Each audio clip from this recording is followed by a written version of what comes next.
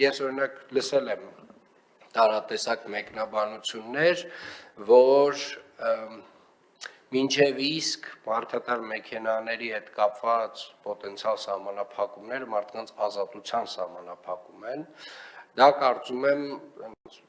նուրբ ասած իրականությանը չի համապատասխանում, որովհետև եթե մենք որոշակի նոր կանոնակարգեր եւ կառուցակարգեր չստեղծենք քաղաքում, գնալով ահագնացող մարդատար ավտոմեքենաների քանակը, որոնք առանց որևէ սահմանափակման մտնում են քաղաք եւ փոքր կենտրոն, ուղղակիորեն բերելու են մի իրավիճակի, երբ որ որևէ մեկը իր ավտոմեքենայով բակից դուրս գալուց հետո ուղղակի չի կարողանալու առաջ շարժվել, որովհետև այն տեմպը, որով որ աճում են մարդատար մեքենաների քանակը Երևան քաղաքում,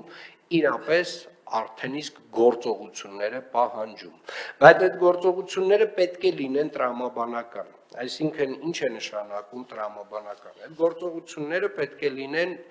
այն ժամանակ, երբ որ ստեղծվում է հստակ այլընտրանք, երբ որ մարդը հասկանում է եւ ինքը իր աչքով տեսնում է, որ Երևան քաղաքում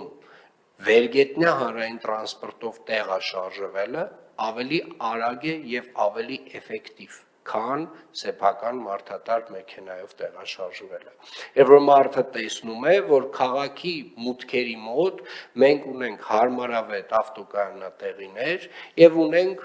տրանսպորտ, հանրային տրանսպորտ, որը իրեն հասցնում է էականորեն ավելի արագ քաղաք, քան մնացած մարդատար ավտոմեքենաները, ովքեր որ դեռևս այո, որոշակի ավելի